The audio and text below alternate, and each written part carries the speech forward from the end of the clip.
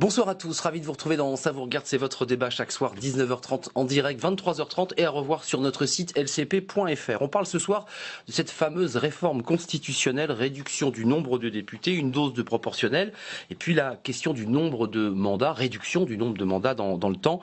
C'était, on se souvient, des promesses de campagne d'Emmanuel Macron. On va revenir évidemment sur ce sujet, ça grince des dents parce qu'il y a tout un round de négociations et de discussions avec les élus politiques et aujourd'hui le Premier ministre recevait le président de l'Assemblée nationale et du Sénat qui vient donc de clore une série de consultations. Une réforme qui passe mal parce que en plus de cette volonté de réformer, il y a le débat sur les amendements. Réduire le nombre d'amendements ici à l'Assemblée nationale au prorata, pour faire simple, du poids des groupes qui siègent ici et ça fait évidemment grincer même au sein de la majorité. Et puis il sera question aussi de rajouter dans cette réforme constitutionnelle un article spécifique concernant la Corse, on en parlera peut-être parce que ça a été rajouté. On parle évidemment de cette grande réforme qui ne pourra pas se faire sans le Sénat. On va y revenir évidemment avec évidemment Gérard Larcher qui est sorti ce soir de cette dernière consultation sans faire de déclaration à la presse. On ne sait pas évidemment ce que pense le Sénat, mais en tout cas l'opposition est dure. On va revenir évidemment de son côté. Emmanuel Macron lui répond modernisation, efficacité, rapidité. On peut faire mieux avec moins, on va en parler ce soir et essayer d'être le plus pédagogique possible pour un sujet qui concerne peut-être pas directement les Français, mais qui les concerne puisqu'ils ont élu les députés et il y en aura moins dans l'hémicycle. lcp.fr bien sûr, le JDD notre partenaire, je les salue et je vous présente mes invités. François Patria, bonsoir. Bonsoir. Vous êtes sénateur de La République En Marche de la Côte d'Or, président du groupe En Marche au Sénat et vous avez été reçu par Édouard Philippe, c'était lundi. Merci d'être avec nous parce que ça bouge beaucoup ce sujet, ça a beaucoup évolué depuis quelques jours. On va faire le point avec vous. Alexis Corbière, bonsoir. Député de la France Insoumise de Seine-Saint-Denis. Vous êtes opposé à cette réforme constitutionnelle. On écoutera les arguments de votre groupe de la France Insoumise. Merci d'avoir répondu à notre invitation. À vos côtés, François Cornu-Gentil, bonsoir. Bonsoir. Député Les Républicains de la Haute-Marne. Alors vous êtes chargé pour les Républicains de réfléchir et d'organiser la réflexion et j'imagine l'opposition autour de cette réforme constitutionnelle. Ce livre est passionnant, Gouverner pour un nouvel exercice du pouvoir, sorti chez Alma, puis entre-temps vous avez continué à écrire des articles de réflexion, approfondie sur le rôle du député, sur la durée des débats qui sont parfois un peu longs et sur peut-être la place trop grande que prennent les hauts fonctionnaires au profit de l'exécutif. On reviendra évidemment sur le rôle de l'exécutif. Merci d'être là. Michel Cotta, bonsoir. Éditorialiste politique à Europe 1, journaliste, écrivain. Comment en est-on arrivé là? C'est votre dernier livre, Histoire d'un chaos politique. Il est sorti chez Robert Laffont. Merci à vous quatre. Alors c'était, je le disais, les dernières concertations menées par Édouard Philippe, le Premier ministre, et il recevait, je vous le disais, en fin d'après-midi, le président de l'Assemblée nationale, François de Rugy, et le président du Sénat, Gérard Larcher. Alors c'est vrai que François de Rugy était plus bavard, Gérard Larcher beaucoup plus silencieux. Vous allez le voir dans ce sujet réalisé par Elsa Mondin-Gava. Le bal des consultations achevé, rien ne semble avoir vraiment bougé sur la réforme constitutionnelle. La droite campe sur ses positions, une opposition incarnée par Gérard Larcher, président Les Républicains du Sénat, reçu presque 1h30 par le Premier ministre. Il sort de son rendez-vous sans vouloir en révéler le contenu. Monsieur Larcher, c'est très bien passé, voilà. Avant cela, d'autres ténors de la droite avaient fait part de leurs critiques sur la baisse du nombre de parlementaires, sur la dose de proportionnelle ou encore sur la limitation du droit d'amendement. Je suis stupéfait, c'est que le texte sur le Parlement, tous les groupes politiques, y compris d'ailleurs dans les groupes qui soutiennent le président de la République et le Premier ministre, tous ont dit ils vont trop loin. Ils cherchent à rabaisser le Parlement. Est-ce que les Français veulent un président tout-puissant ou est-ce que les Français veulent une démocratie moderne?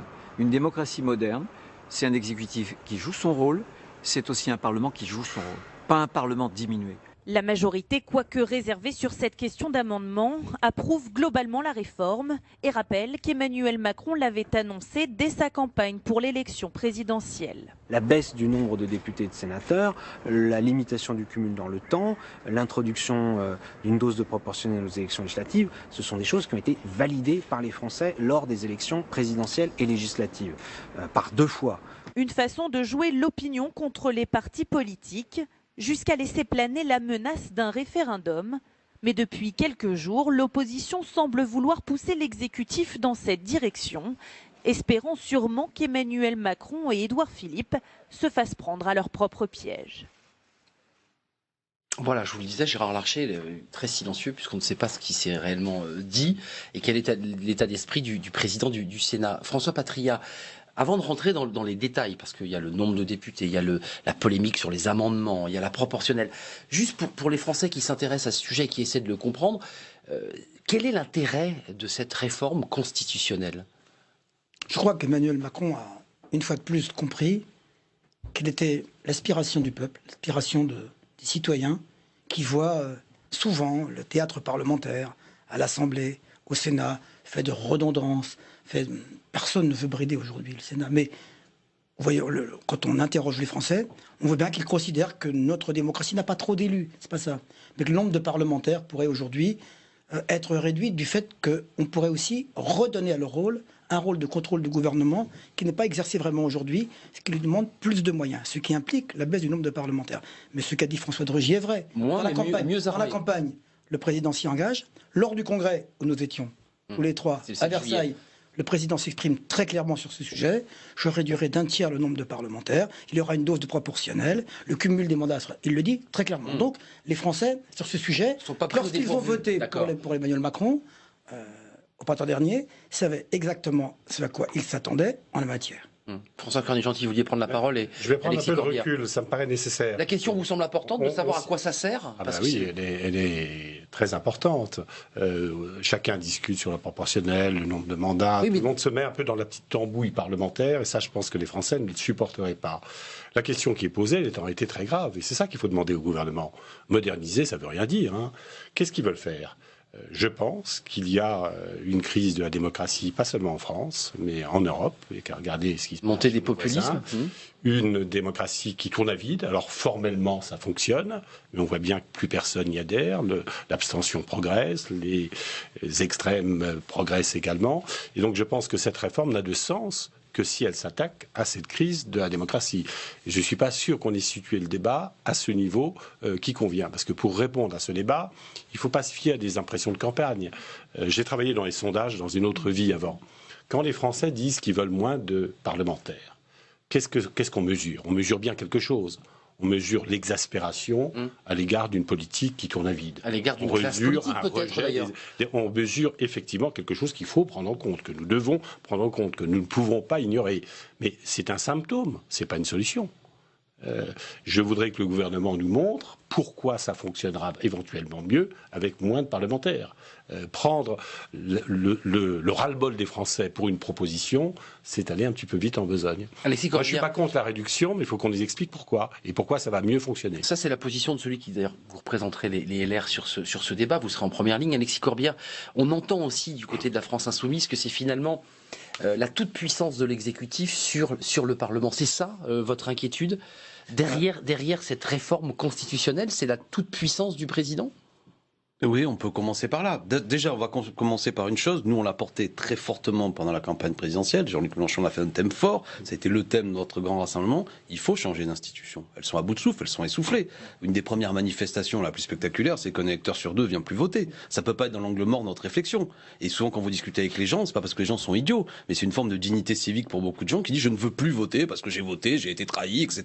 Et il y a un dégoût politique, mais qui éclabousse aussi la fonction présidentielle. Parce qu'il y a un paradoxe, c'est qu'on va discuter de changer l'institution, mais je considère, moi, quand même on a un régime particulier en France où beaucoup de pouvoirs se concentrent sur le président, mais il y a quelque chose qui ne va pas être discuté dans tout ça, c'est les pouvoirs du président. Est-ce qu'on peut discuter du fait que dans ce pays, on a un homme qui fait beaucoup de nominations, qui a beaucoup d'influence, qui, moi je ne souhaite pas ce régime que je qualifie parfois de forme de monarchie élective. C'est pas sain. L'élection présidentielle rend fou le fait qu'un homme ou une femme, nécessairement, un peu de manière providentielle, va sauver le pays. Donc il faut reparlementer, si je me permets, la vie politique. Mais comment, au niveau de crise qu'on a atteint, pas des députés qui discutent de ce que vont faire les députés, mais le peuple.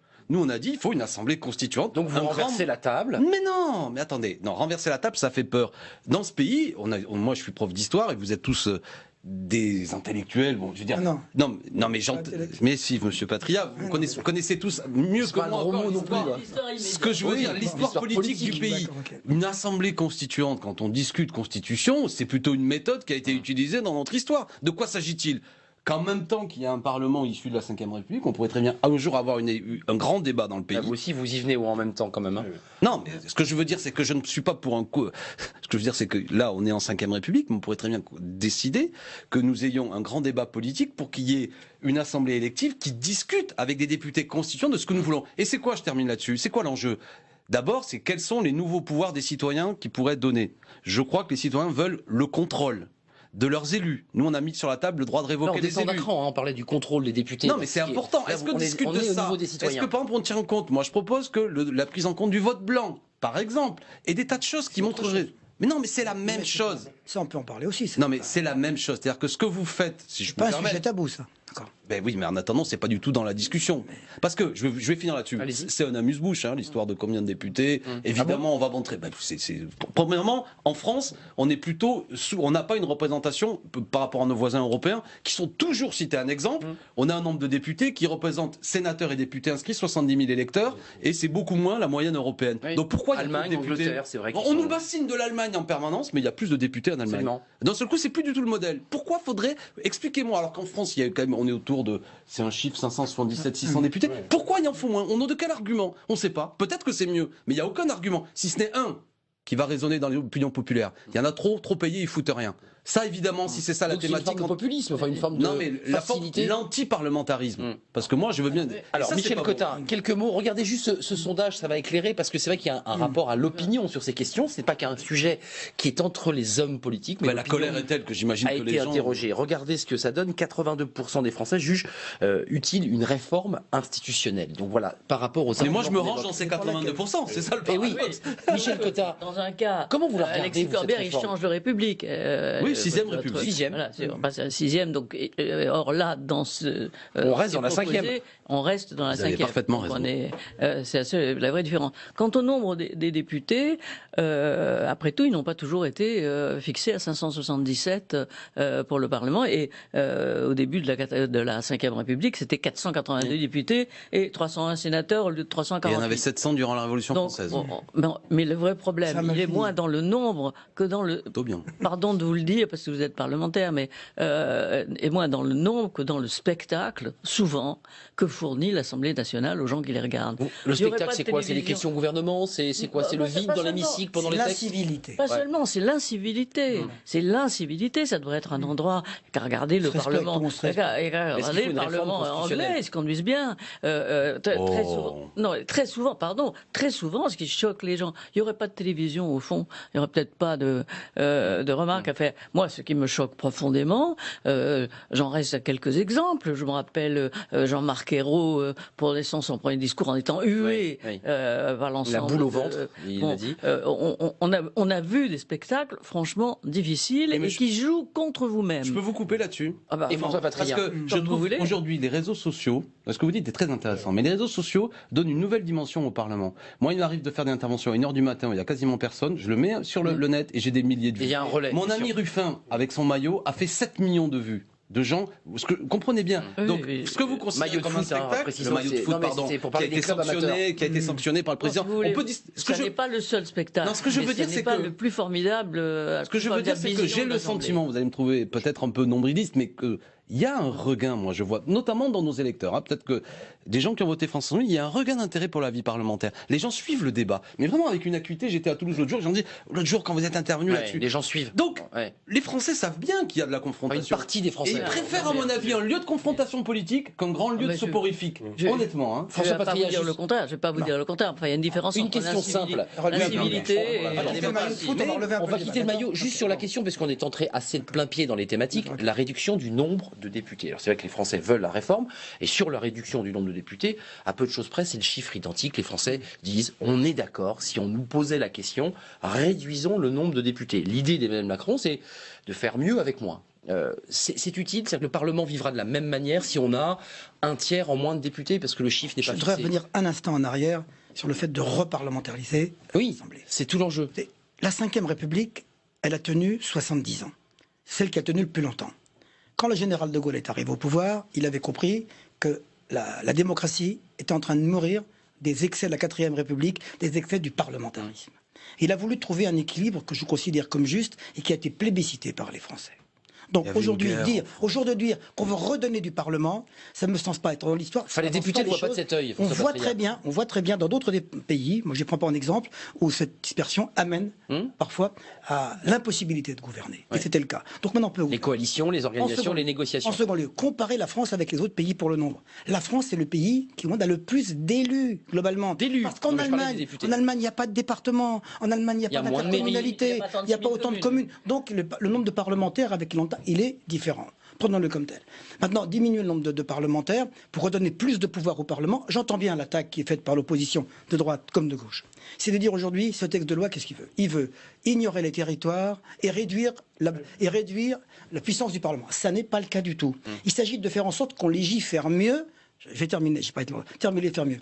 On vient sur les amendements un instant. J'ai passé ma nuit en séance. Vous savez, avec le droit d'amendement, j'ai vu sur un texte de loi que je ne citerai pas, 44 prises de parole au Sénat pour parler du même amendement. 44 prises sur des amendements qui avaient déjà pris 2 heures en commission.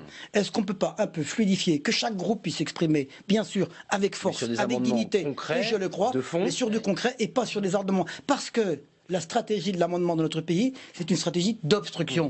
On l'a vu pour le mariage pour tous, on l'a vu d'obstruction. C'est-à-dire que l'idée d'amender, c'est pas d'enrichir, mais c'est de bloquer. Non, pas du tout. Bah si, pas plus de l'opposition que de la majorité. Non, je dis qu'on doit aujourd'hui, non pas réglementer, mais faire en sorte que sur le plan des amendements, eh bien, il y a des amendements. D'abord, il y a beaucoup d'amendements qui sont hors texte, qui sont des cavaliers, qui n'ont rien à voir avec le texte, qui s'éloignent du texte, sur lesquels on discute pendant des heures et des heures. C'est de ça dont je veux parler. Permettez-moi, on écoute François de Rugy, juste, c'est très court, sur cette question des amendements à l'issue de cet entretien avec Édouard Philippe, et vous allez pouvoir vous exprimer, parce que c'est vrai que c'est la question des amendements qui cristallise évidemment les tensions et la polémique. Écoutez ce qu'a dit François de Rugy à la sortie de la rencontre, c'était il y a quelques heures.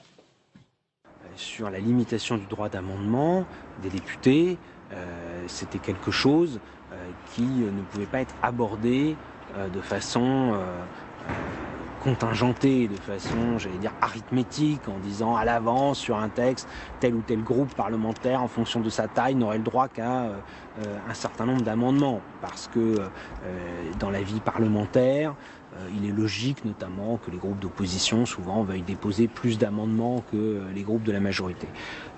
La question d'éviter l'obstruction, le fait qu'il y ait parfois des milliers d'amendements déposés sur un seul texte, ça c'est une préoccupation forte des députés de la majorité et des Français.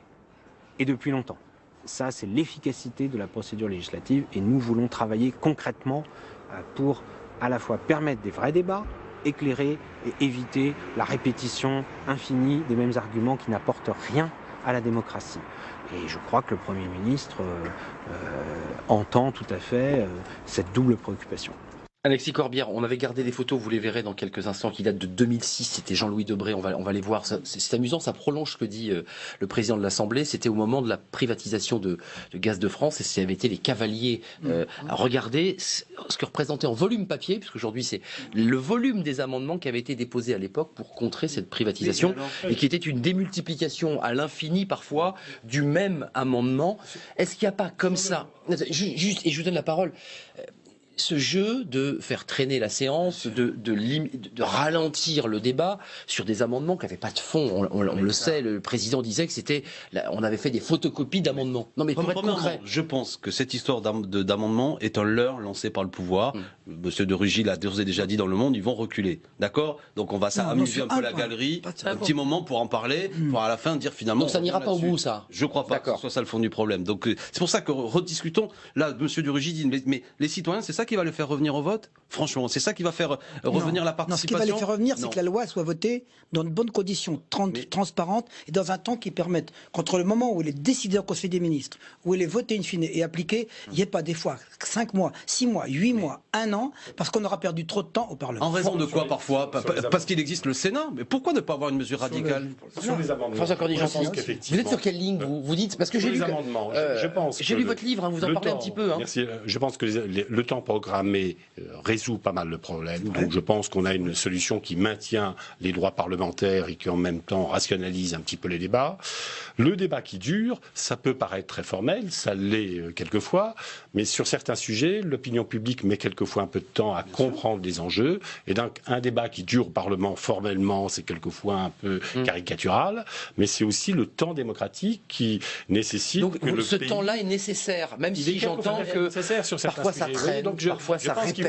Tout est question d'équilibre. Et donc moi je suis assez sur la ligne du gouvernement sur l'idée qu'il ne faut pas déstabiliser les institutions. Moi je n'irai pas sur la constituante, la 6e République. La 6e République. La 6e République, on l'a un peu vu avec les frondeurs. C'est-à-dire quand vous voulez que le Parlement se substitue à l'exécutif, vous avez d'énormes problèmes. Je pense que les frondeurs avaient une haute idée du Parlement, avaient le sentiment à juste titre que le Parlement était assez dévalorisé, ont essayé de le valoriser. On a abouti à quoi ? À une confusion générale, ça a enfoncé aussi bien un accident politique. Et donc je pense qu'il faut redonner un rôle au Parlement, mais un rôle nouveau, parce que je pense que ce qui est fait actuellement est simplement de rationaliser la procédure budgétaire, il faut le faire, rationaliser la procédure de contrôle. Le problème, c'est que ça n'embraye pas sur l'opinion publique. Ça, c'est le problème, c'est pas quand ça n'embraye pas, les Français s'en fichent un peu. On peut voter des textes mieux faits. Ils ont quelquefois pas d'application concrète, et ça, tous les gouvernements s'y sont cassés. Donc, c'est pas simplement d'écourter le temps de discussion, c'est de se demander pourquoi, par d'impuissance publique, les gouvernements depuis un certain temps ont beau avoir des majorités docile ou moins docile, ça suffit pas à faire de bonnes lois et ça suffit pas à faire que les textes fonctionnent.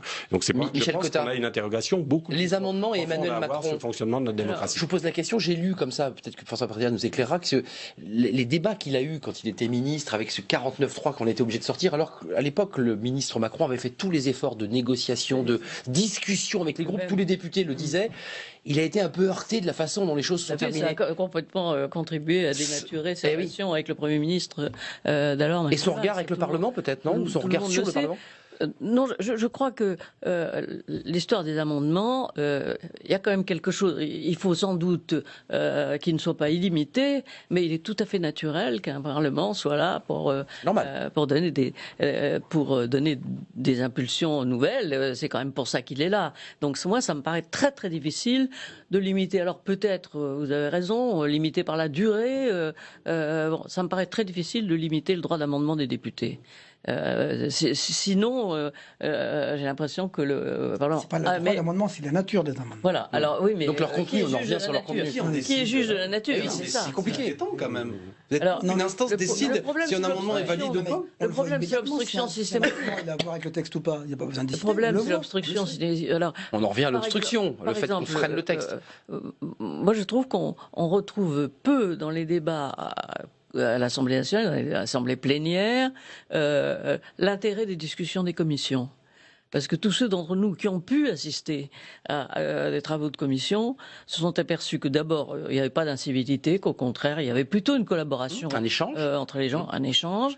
Et puis d'un seul coup, ça devient en assemblée quelque chose de complètement autre, avec effectivement... Chacun remet son masque. Je voudrais vous donner un exemple pour montrer. Ça, je trouve ça... Hier soir, loi de confiance. Excusez-moi, loi de confiance. On parle des simplifications et du droit à l'erreur. Je vois un parlementaire éminent qui est un ami de surcroît, que je connais par ailleurs, qui est venu pendant un quart d'heure et en plus parler à un amendement pour s'occuper des débris humains, des drames des corps humains dans les attentats. Qu'est-ce que ça avait à voir avec le texte? Mais qu'est-ce que ça avait à voir avec le texte? Et on en a parlé, pourquoi on en a débattu. Pour nous éclairer. Mais il a démonté cet amendement parce qu'il n'a pas pu le passer ailleurs, alors il le met là. Voilà. Ce texte est très dramatique. Ce texte est, à mon avis, très révélateur de ce que font les gouvernements depuis un certain nombre d'années qui ne fonctionne pas. C'est-à-dire, il est incantatoire. En réalité, on demande à l'administration d'être cool et pas suspicieuse à l'égard des administrés. Est-ce qu'il y a besoin vraiment de faire un texte pour ça? Est-ce que c'est pas de l'affichage?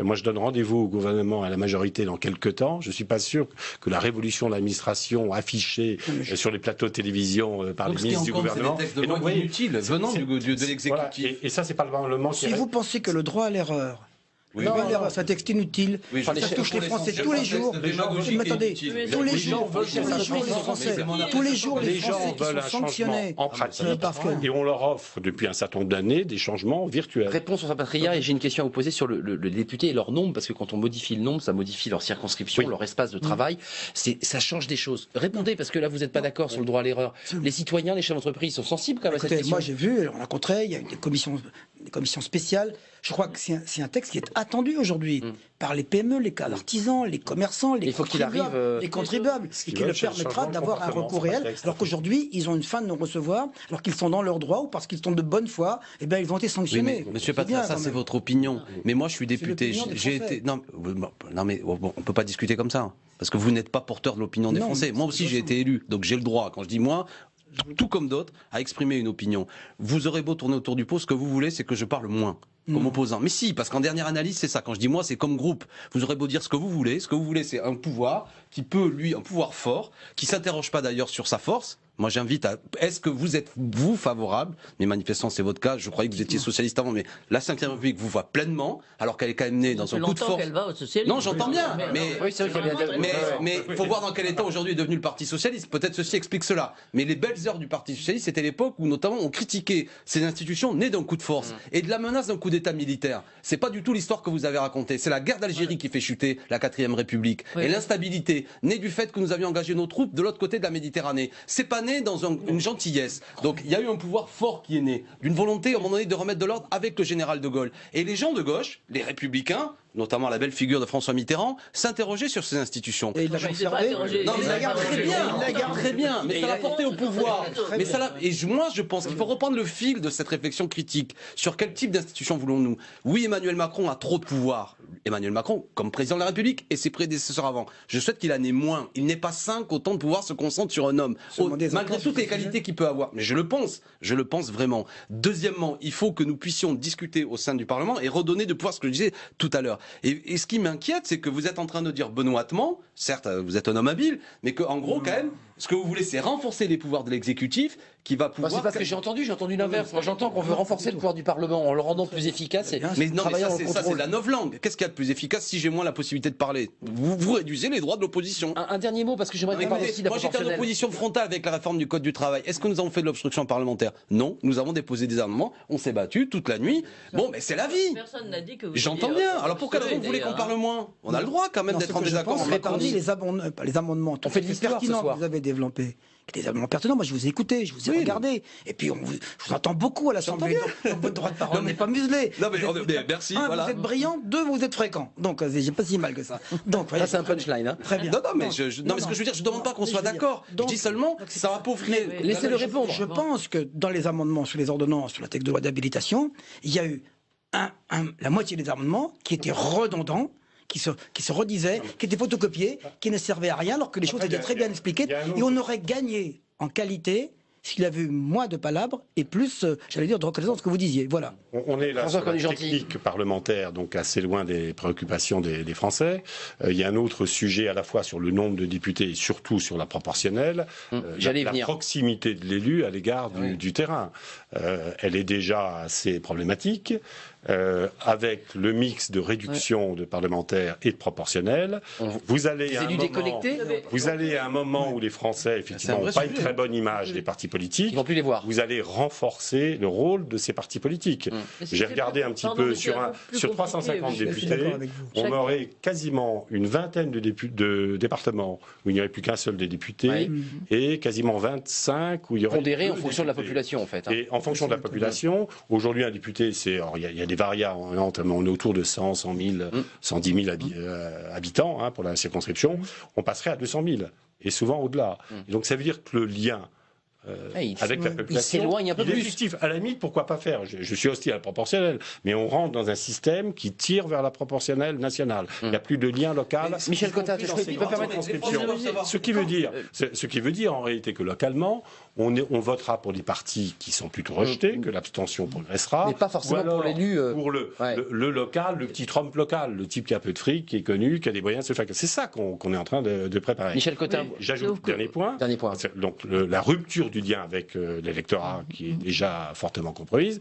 Et dernier point, c'est la comparaison avec ce qui se passe en Allemagne et en Italie. Un des intérêts de la Ve République, l'instabilité de ces pays, semble-t-il compris, c'est la stabilité. Peut-être que la proportionnelle était une bonne idée dans les années 80 ou 90 où c'était un peu rigide. Maintenant, c'est pas la rigidité qui menace le système. Michel Cotta. Je pense qu'au contraire, la proportionnelle, peut-être c'était votre troisième point. C'était une bonne idée, mais aujourd'hui, c'est une catastrophe. Il y a deux sujets, il y a la proportionnelle et l'espace dévolu aux députés. Je remarque simplement que chaque électeur aime bien son député. Et pourtant, ils sont anti-parlementaires. Ils n'aiment pas les députés, mais ils aiment leurs députés. Ils aiment leurs députés, c'est vrai. Les députés en général, ni l'Assemblée, mais ils aiment leurs députés. Mais là, ils n'aimeront même plus leurs députés. Ils ne le connaîtront pas.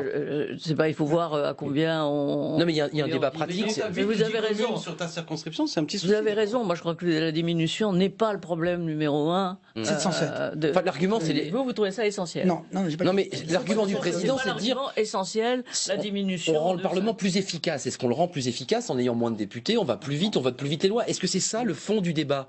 Parce qu'il y a le mot, un peu comme dans l'entreprise, efficacité. Il faut rendre le Parlement plus efficace. Alors efficace, on le rend plus efficace. Arnaud, efficace pourquoi?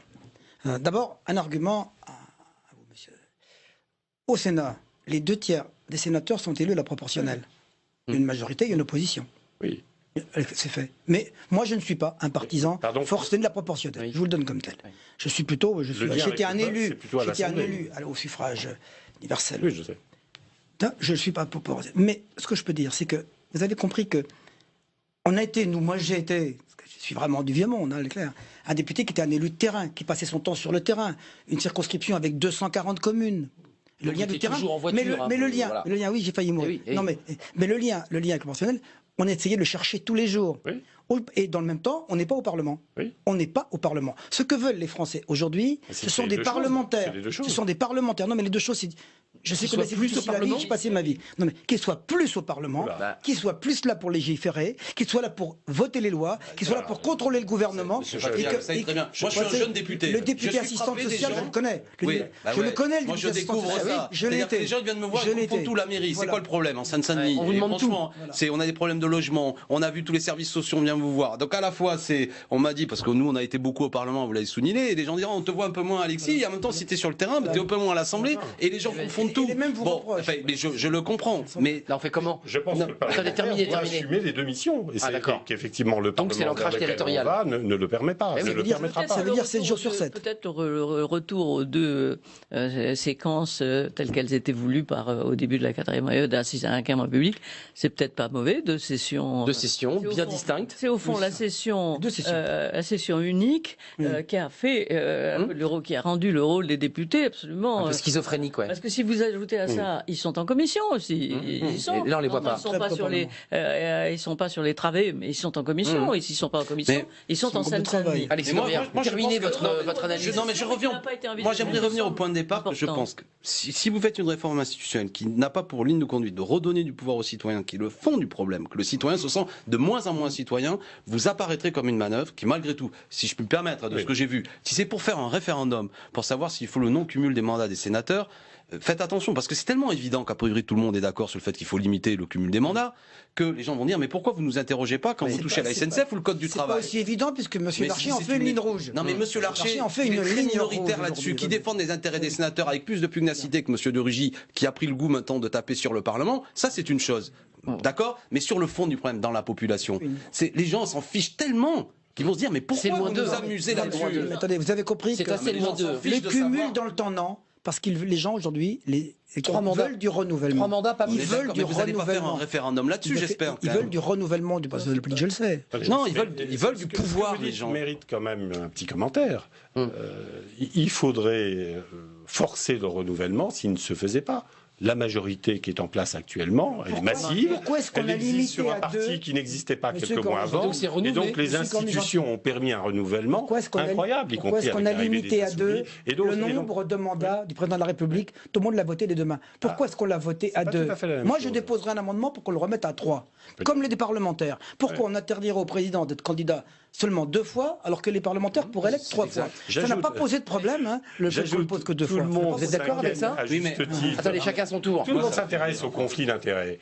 Le député qui aura fait 3 mandats Et qui sait qui ne peut pas se représenter? Son troisième mandat se passe à préparer sa vie professionnelle future. Oui, le risque de conflit d'intérêts, sur le troisième mandat, il est quasiment avéré. Donc je pense qu'on est dans des effets de rhétorique qui font très bien devant les militants, qui font très bien, etc.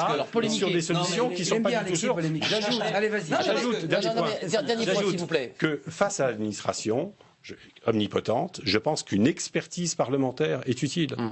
Vous dites dans votre livre que ce sont les fonctionnaires. Vous avez quelqu'un comme Gilles Carrez, les fonctionnaires de Bercy, ils doivent un petit peu réfléchir avant de se l'ancien président de la commission des finances. Il connaît la musique. Je ne suis pas sûr que le jeune député, il se laisse pas. Alexis Corbière, avant de polémiquer, vous me permettez?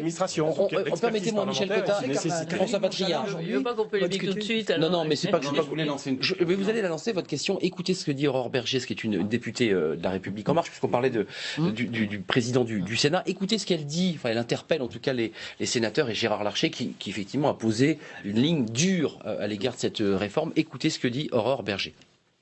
Et moi, ce que je dis aux sénateurs, c'est qu'est-ce que vous voulez aussi renvoyer comme image auprès des Français?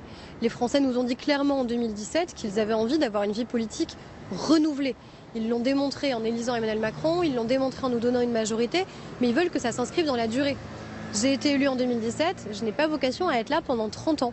Donc il faut aussi s'auto-limiter et changer durablement les comportements. Et moi, je pense que le Sénat est prêt à faire ces changements-là. Alexis Corbière, tout est dit. C'est magnifique. Bon, moi, c'est clair. C'est une bonne manœuvre pour dire il y a les méchants, les gentils, le Sénat conservateur. Ce qu'ils veulent, c'est créer un clivage politique, je juge artificiel par rapport aux préoccupations des Français, qui, je le rappelle, seraient plus intéressés pour savoir sur le code du travail, sur la SNCF, de nous dire en gros, il y a un problème dans ce pays, le blocage serait le Sénat. Alors que, fondamentalement, je le répète, le problème, c'est que les gens se disent où est le pouvoir? Pourquoi les gens votent à l'élection présidentielle? C'est qu'ils ont l'impression que c'est là le pouvoir. Ils n'ont pas tort d'ailleurs, que c'est là le pouvoir. Et après, lors des autres élections, ils viennent moins voter.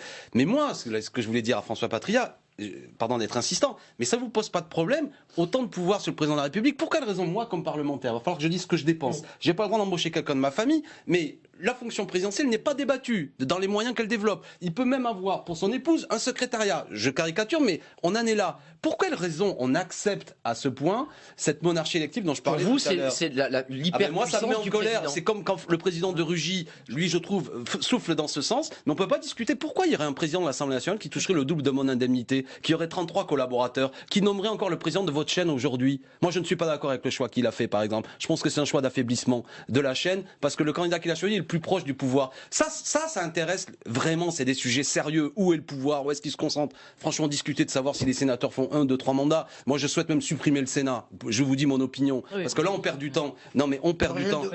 Mais là-dessus, gare au retour de bâton, parce que si vous posez des questions tellement artificielles par rapport aux questions que se posent les Français, la manœuvre va être... Berger se voit. La polémique est lancée. Vous me connaissez, je ne donne pas dans la démagogie. C'est pas mon genre. C'est pas ça. Aujourd'hui, le problème n'est pas de savoir si Emmanuel Macron a du pouvoir ou pas. Le problème, c'est il a du pouvoir. Est-ce que la Constitution lui donne ce pouvoir au chef de l'État, quel qu'il soit de droite, de gauche, du centre ou de la France insoumise, les pouvoirs qu'il a aujourd'hui?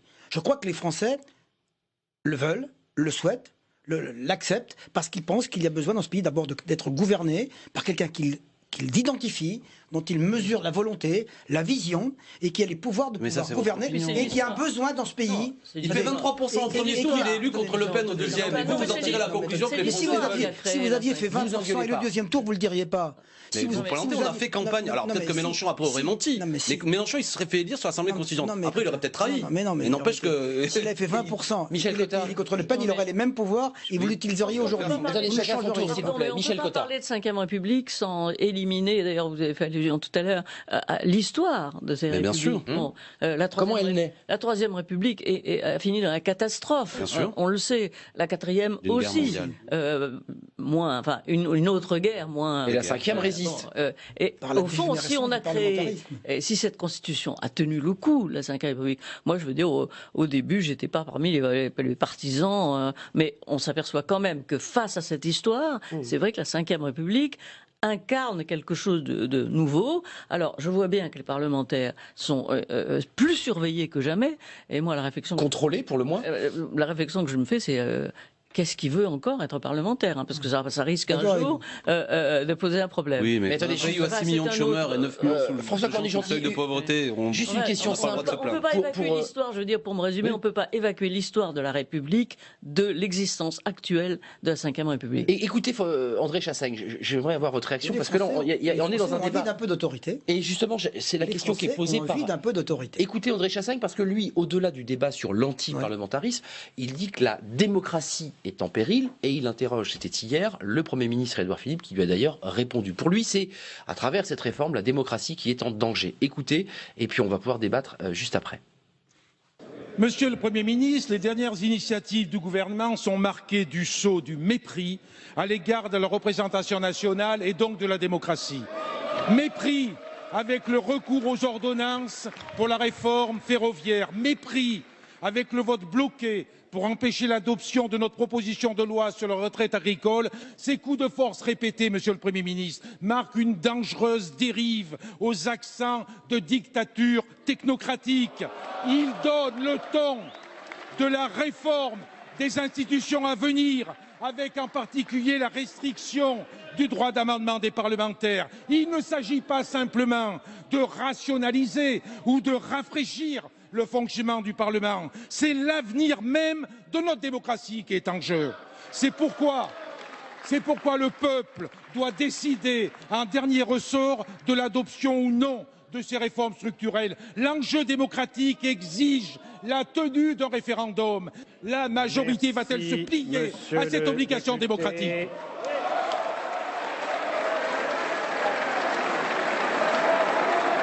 La parole est à Monsieur le Premier ministre. En matière de rapport entre l'exécutif et le législatif, ma doctrine est simple.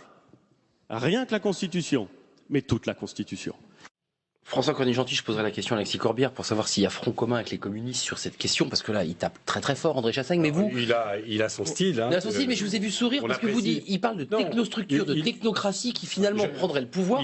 C'est exactement ce que vous racontez dans votre livre. Il y va fort sur dictature, évidemment. En revanche, sur risque technocratique, on y est véritablement. Donc c'est quoi? C'est les hauts fonctionnaires qui ont le pouvoir? Oui, je pense pas le président de la République. Un Parlement faible laissera pas seulement un président omnipotent, mais laissera la fonction publique décidée en réalité. En quoi le Parlement En quoi il serait plus faible? En quoi il serait affaibli? Rendu plus faible. Il sera affaibli parce qu'il sera moins proche du peuple, parce qu'il sera moins représentatif, et parce que les discussions vont être rationalisées, donc il n'aura pas les moyens de se faire entendre. Donc je pense que le risque, il est bien, en ayant un Parlement affaibli, d'avoir un président fort, mais en réalité s'appuyant sur une administration qui doit même être rénovée. Et donc je crois que le risque technocratique, il est gigantesque. Michel Cottard, Alexis Corbière vous ne pouvez pas empêcher quand même les Français de se dire que entre le première annonce au Conseil des ministres et l'adoption définitive de la loi,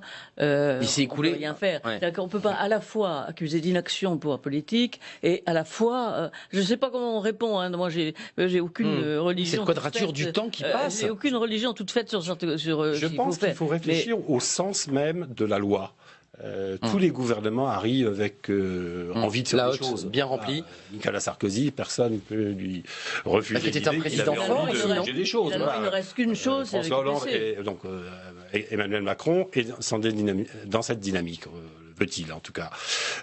On voit bien que le volontarisme de certains individus ne suffit pas, que notre pays est enquisté, que les politiques publiques... vous dites comme Alexis Corbière sur ce point-là, d'accord. En dépit des changements de majorité, c'est ça qu'il faut changer. Je suis convaincu qu'un président de la République, y compris très volontariste, n'arrivera pas à faire bouger les mammouths, François Cornille-Gentil, tout seul. Il a besoin d'un Parlement fort pour faire bouger ces politiques. Juste d'un mot, votre parti, vous parliez de Nicolas Sarkozy, c'était un président fort. Enfin, j'imagine que Emmanuel Macron, qui incarne, il a été un président très fort, très omnipotent. Ça a d'ailleurs été une critique. C'est pas une critique. Ah si, ça a été critiqué à l'égard de Nicolas Sarkozy. Oui, ça, je me souviens. Les Français veulent un patron. Ils veulent être représentés. Qu'est-ce qu'ils veulent, les Français? Un patron. Les Insoumis, ils ont un patron aussi. Ils veulent être incarnés. Donc ça vous va, Emmanuel Macron, là? Ils veulent un patron. Ils veulent aussi être représentés. Et ils veulent comprendre ce qui se passe. Je pense qu'aujourd'hui, ils ont un patron. C'est compliqué votre position, parce que vous aimez bien le patron, l'idée du patron, ça vous plaît bien quand même. On n'est pas choqué, moi j'adhère à l'idée de la Ve République. En revanche, le patron qui ne s'appuie plus sur le peuple, c'est le risque devant lequel on est, et c'est mauvais pour le peuple, pour le patron, donc, pour tout le monde. La démocratie, dit André Chassaigne, vous êtes d'accord avec ça? Il va fort, des fois il reproche à Jean-Luc d'avoir des propos. Là, il va fort. C'est bien, il se mélange chaudiste. Mais moi j'ai fait un petit calcul. Non mais on parle des Français. Regardons-les sur les élections législatives. Moi j'ai fait un petit calcul. Je vais prendre En Marche parce que c'est le parti majoritaire. Au premier tour des élections législatives, il réalise 28% des exprimés, mais 13% des inscrits. Et au deuxième tour, 16% des inscrits, 43% des exprimés, et ils ont une représentation à l'arrivée de 55% de la représentation nationale. Oui, ce que je veux dire par là, mais c'est assez classique. Le problème, oui, c'est classique. Non, oui, mais le système majoritaire. J'entends bien. Même moi qui suis bien élu à mon les gens qui vont pas voter, je fais 58, je représente seulement 20% des électeurs inscrits. Je me l'applique à tout le monde. Donc ce que je veux dire, c'est que, attention, les Français, quand ils regardent ça, il y a des moments, ils se sentent pas représentés parce que pour beaucoup, ils disent, mais moi, j'ai pas voté pour ces gens-là. Et en plus, c'est une vision très déformée. Moi, je suis opposé au Front National, mais est-ce qu'il est sain? Ce système, par exemple, il y a seulement 8 députés. Proportionnel intégral, alors. Non, Michel Cotta. Ce que je veux dire, c'est que des petites choses comme ça doivent être discutées par le peuple. C'est pourquoi vous me trouvez peut-être un peu excessif, mais je répète, c'est un sujet sérieux. Parce qu'à force, c'est des petites bricoles. Moi, je trouve que c'est très politicien en vérité. On va à nouveau toiletter les institutions. On voit bien pour évacuer du pouvoir, en vérité, à l'Assemblée nationale, en limitant le droit de l'opposition et en faisant finalement glisser vers la présidence. Mais on ne va pas refonder le peuple. On ne va pas avoir une discussion sur comment nous voulons vivre ensemble. Vous partez à la oui, base, moi je crois. au peuple. Et sinon, parce qu'on en est à combien, Michel Cotta, de réforme de la Ve République? À la 20e ou 21e? On est d'accord? Franchement, c'est un marronnier de chacun. Chacun laisse un petit truc. François Patria, juste un mot, parce qu'on a une sentinelle, je ne veux pas oublier les citoyens qui prennent la parole dans notre émission sur la proportionnelle. Je voulais vous poser la question, 86, on l'évoquait, c'est 35 députés du Front National qui viennent siéger à l'Assemblée nationale. Est-ce que c'est pas aussi le risque, en mettant cette fameuse dose, d'une montée des extrêmes, et notamment du Front National? Parce que c'est vrai que cette question de proportionnelle, elle était sensible. La proportionnelle intégrale fait disparaître aujourd'hui la notion de territoire. Puisque la proportionnelle, elle est proportionnelle au nombre d'habitants, que 70% des gens habitent en ville aujourd'hui, demain vous aurez 30% du territoire qui ne sera pas ça, c'est arithmétique. Mais sur les extrêmes, cette idée que... Ça veut dire que les gens veulent être représentés aussi. Non mais Alexis Corbière dit c'est pas normal qu'un groupe comme le Front National qui a fait... Ça c'est pas normal, du moins c'est le symptôme. Comme nous, nous on fait plus de voix que le Parti Socialiste, ils ont 30 députés, on en a 17. Là aussi, c'est difficile d'avoir une doctrine définitive. Pardon, vous avez, vous qui êtes homme politique, à prendre des mesures définitives, mais quand on y réfléchit, si c'est pour arriver à la situation de l'Italie aujourd'hui... Oui, d'instabilité qui n'arrive, et comme l'Allemagne qui a mis des mois... Non, mais oui, mais enfin, ça a été long. Mais d'un autre côté, si c'est pour arriver à une situation à l'autrichienne, c'est-à-dire où toute la classe politique a été contestée par un jeune homme qui a mis tout le monde à la porte, on n'a pas non plus dirigé par l'extrême droite aujourd'hui. On n'a pas non plus intérêt à ça. Donc on a tous intérêt à trouver quand même un mais il n'y aura pas de réforme constitutionnelle contre le peuple. Il n'y aura pas la martingale qui fera que face à la colère populaire, on va verrouiller. Si c'est ça le but, ça explosera. Pour vous, c'est une manière de... C'est la raison pour laquelle moi je suis pour des solutions pacifiques, que tout le monde puisse rediscuter. Et je répète, c'est pourquoi je pense qu'on est à un tel moment de crise, de tel rejet. Le fait qu'un homme comme moi soit élu est quand même l'expression d'un problème, si je puis dire. Non mais je veux dire par là que on avait la France Insoumise n'existait pas il y a un an et demi. On arrive, on se fait élire 17 députés. Le fait que le Front National fasse un score important, et même vous dites les extrêmes. La République en marche est une forme d'extrême aussi sur beaucoup de choses. Il faut comprendre qu'elle était centrale quand même. Non, mais il y a un an et demi, ça n'existait pas. C'est un homme seul qui arrive, qui nous dit. Enfin, je veux dire, le caractère, tout de même. Pour vous, c'est quoi? C'est le symptôme d'une crise de politique. Il s'est passé un événement fondamental durant cette élection présidentielle. Les grandes forces qui ont structuré la vie politique ont explosé, sont en train de s'effondrer. Tout se bouleverse. Mais après tout, ça veut dire qu'avec la Ve République telle qu'elle fonctionne, il peut se passer ça. Il peut se passer ça. Et même sur le raisonnement. Mais ça peut être fécond. Faute de construction, faute de bilan, etc. Elles sont effondrées à cause de ça. Parce que ces partis dits de gouvernement auxquels j'appartenais à l'époque, aujourd'hui, des Français trahis, qui ont le sentiment d'être trahis. Ils ne produisaient plus de propositions.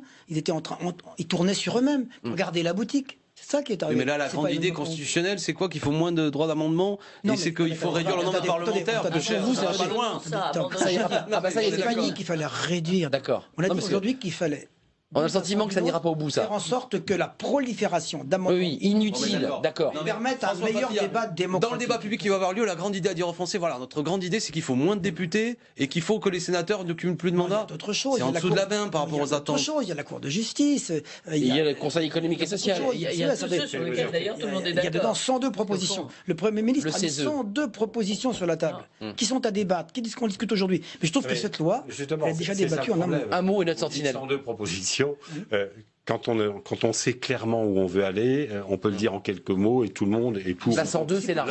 On a des propositions qui auraient peut-être été bonnes à une époque, qui sont très. Voilà, je trouve que derrière l'idée de modernisation se cache quelque chose de. Regardez, on renforce le Parlement. Quand on dit qu'il faut plus de 40 parlementaires pour saisir le Conseil constitutionnel, plus que 40 au lieu de 60, on redonne bien du pouvoir au Parlement. On n'est pas affaibli, puisqu'il faut moins de parlementaires pour saisir le Conseil. Regardez, et Mehdi 40 est avec au lieu de nous. 60, on le renforce. Je le présente, Mehdi, François Cornet Gentil. Regardez, il nous attend parce que c'est vrai qu'il est patient. Mehdi, juste votre question très court. On est ravis de vous retrouver parce que vous venez souvent dans l'émission. Vous avez une question parce que vous êtes un militant Agir les Républicains. On dit plus d'ailleurs Agir les Républicains, c'est Agir les Indépendants. Enfin, c'est un acronyme complexe. Vous vous situez comment? Vous la soutenez, vous, la réforme, ou elle vous inquiète? Moi, pour ma part, je la soutiens, mais je pense qu'il y a quand même certains points qu'il faut défendre et qu'il y a beaucoup d'exigences sur lesquelles il faut se concentrer. Là, je pense qu'il faudrait que ce texte soit basé sur un esprit girondin, afin de favoriser déjà une meilleure représentativité des territoires. D'autre part, je pense aussi qu'il est important, au contraire, de réaffirmer les pouvoirs du Parlement plutôt que de les éloigner un petit peu. Il y a certains apparaissent au niveau justement du rôle du Parlement. Alors je cache pas, Mehdi, qu'on n'entend quasiment pas. On a compris qu'il fallait revaloriser les territoires et redonner le rôle au Parlement. C'est bien ça? Mais qu'il soutenait la réforme. Mais qu'il soutenait la réforme. On est d'accord? Oui, mais je pense aussi que... Mais je m'oppose également aussi à la remise en cause du système majoritaire parce que je pense qu'il ne faut pas soutenir ce mode de... Ok, je traduis. Il est opposé à la remise en cause du scrutin majoritaire, donc qui revient à la question absolument de la proportionnelle qui inquiète. Sur la proportionnelle, vous, Alexis Corbière, bon, au-delà du débat de fond que vous avez soulevé ce soir, en donnant la parole au peuple, en rebâtissant sur la base de la parole du peuple, sur la proportionnelle, dans le contexte, favorable ou pas? Vous dites quoi? Non, mais de manière générale, nous, on est plutôt favorable à un système proportionnel dans une 6e République. Mais je dis là, par contre, la réduction du nombre parlementaire, mais ça a été dit par mon collègue, amènera quand même à ce qu'on maintiendra ce scrutin majoritaire à 2 tours, mais ça va nous faire des super élus, un élu pour un département. Moi, je le vois déjà, je suis élu de 2 communes, c'est pas simple, mais quand tu as 8-10 communes, qu'est-ce que tu fais? Tu vas passer ton temps ta bagnole à tourner. Je vois pas ce qu'on gagne. Pour terminer, il y aura un redécoupage, parce que là, il y a quand même un calendrier qui s'installe, il y a des négociations, des concertations, puis il y aura un texte, puis peut-être qu'il y aura un référendum. On va demander l'avis au peuple. Est-ce qu'on va redécouper les circos? Le redécoupage des circonscriptions, à partir du moment où on diminuera le nombre de parlementaires, est obligatoire. Là où il y a 5 députés, s'il y en a 3 de donc il faut un ciseau, il faudra là. redécouper. Vous savez, moi j'ai vu M. Pasqua redécouper, j'en ai vu des gens, j'ai vu Marlex redécouper, j'en ai vu des gens découper au ciseau. Vous vous y opposiez. Je les connais. Mais c'est pour ça qu'on est dans un jeu de rôle, quelqu'un est dans l'opposition. C'est vrai. Bon, il y a une façon démocratique de découper, c'est d'insérer tous les élus au redécoupage, et de tout le monde. Enfin, c'est un enjeu de taille, le redécoupage. Je pense que le chef de l'État souhaite, avec des débats qui vont encore avoir lieu avant le Conseil des ministres, trouver un accord avec les chambres. S'il n'y a pas d'accord au bout, on verra. Il y a une loi ordinaire, il y a une loi organique et il y a une loi constitue. Mais la loi ordinaire, je vous signale que c'est par la loi ordinaire. Même avec un référendum, on passe par la loi ordinaire qu'on peut instaurer la proportionnelle et la réduction du nombre de parlementaires. Il n'y a pas besoin de référendum. D'accord. Il n'y a pas besoin de l'organique. C'est la loi ordinaire. Donc ça peut passer très bien. Donc c'est sur les autres sujets que c'est important. Et cela, on n'en a pas parlé. Avec ou pas référendum d'ailleurs. Ce qui est formidable, c'est qu'au fond, la réclamation de 25% de proportionnel, moins de proportionnel, a été faite et a été portée par François Bayrou. Et au fond, François Bayrou plaidait, tant qu'il n'y a pas de proportionnel, il ne peut pas y avoir de centre. Oui. Et bien, le centre s'est trouvé dans le système majoritaire. Oui. Donc, est-ce que vraiment les 25%... Donc, l'argument de François Bayrou, finalement... L'argument s'est retourné, au fond, contre celui qui le brandissait le plus haut.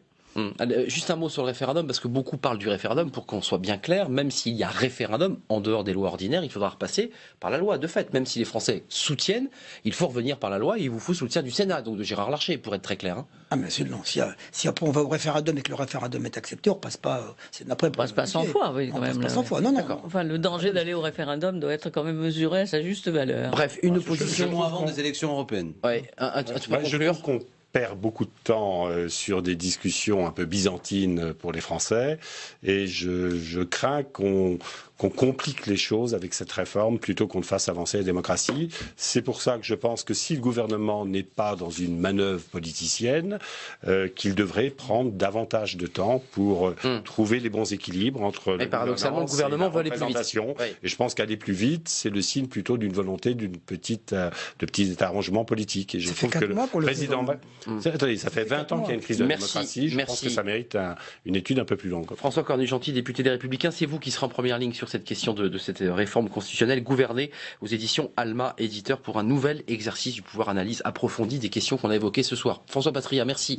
Député des La République En Marche, président de La République En Marche, sénateur. Oui, voilà, je suis perdu, on est très en retard. Sénateur et président du groupe au Sénat des Marcheurs. Merci à Michel Cotta d'être venu sur notre plateau, journaliste et éditorialiste, et merci à Alexis Corbière, député de la France Insoumise de Seine-Saint-Denis. Merci à vous quatre pour ce débat passionnant. J'espère qu'on vous a éclairé sur un sujet concret, très concret. Merci. Demain, on s'intéresse aux 50 ans de l'Institut national de la consommation, oui, qui souffle ses bougies, et on va s'intéresser aux nouveaux modes de consommation, notamment la façon dont les Français consomment et s'alimentent. C'est un sujet important avec les nouveaux modes, notamment Internet.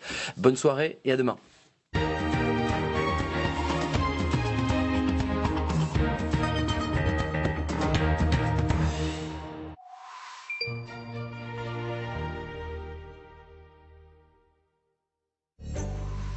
Droit de suite présenté par Jean-Pierre Gracien dans un instant. Gilbert Collard, député du Gard, apparenté Front National, est l'invité de Questions d'info cette semaine. Questions d'info présentée par Frédéric Aziza en partenariat avec l'AFP et Le Point, demain 20h30.